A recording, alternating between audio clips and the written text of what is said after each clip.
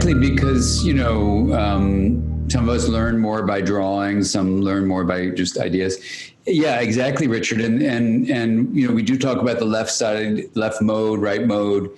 And in general, when you can give people reassurance of safety, of being seen, of being soothed, you can teach them that you're moving toward the fourth S, which is this kind of ultimate model of security. And Bowlby and Ainsworth, Mary Ainsworth and John Bowlby, call this a working model. And the really important thing to state is that whatever your working model was as a child, you can take the time to reflect on the past, make sense of what your childhood was like, move yourself from various forms of insecurity, including the unresolved trauma and unresolved loss that are the most common adult findings that are associated with the child's having disorganized attachment.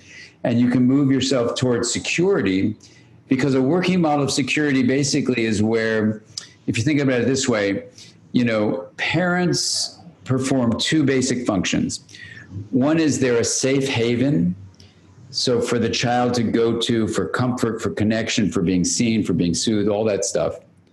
But then you're a launching pad, because your child isn't going to hang with you their whole life, as, sadly we know, they're going to launch. Right. And, so this longing, for connection is so beautiful, but you're not just a safe haven, you're a launching pad. And this happens, now, I think we all have maybe adult children now, but, they come back in that safe haven function for a few moments, and that old launching pad role, they're already launched. But when they were younger, they needed that stable launching pad to jump off into the world.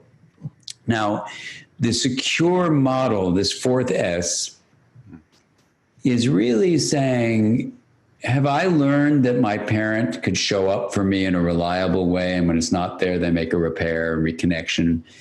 Can I take that learning of that skill and actually show up for my friends and my romantic partners, and ultimately for my kids?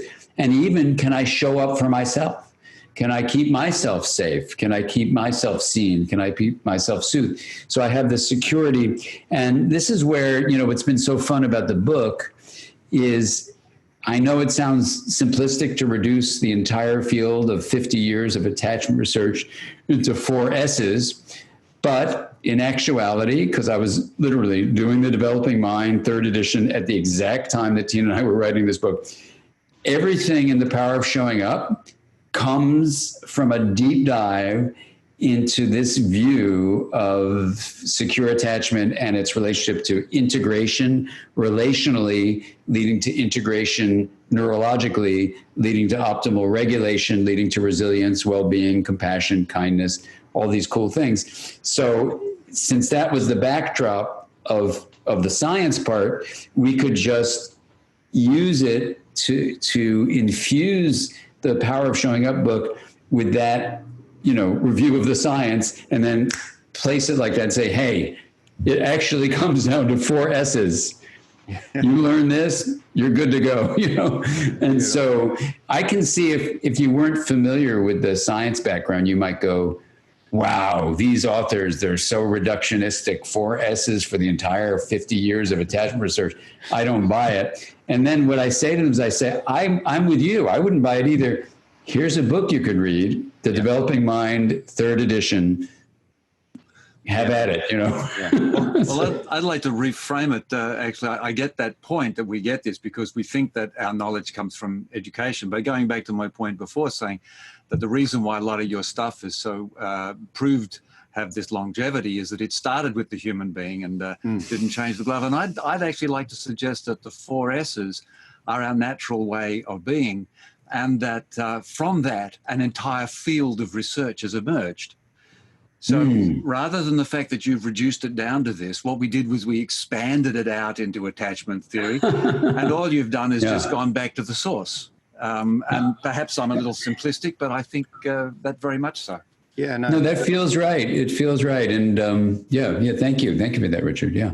Thank you for tuning in to the Science of Psychotherapy. Please like this video, subscribe to our channel, and hit that bell so that we can reach more people and bring you more Science of Psychotherapy. And if you're a mental health professional, check us out at thescienceofpsychotherapy.com.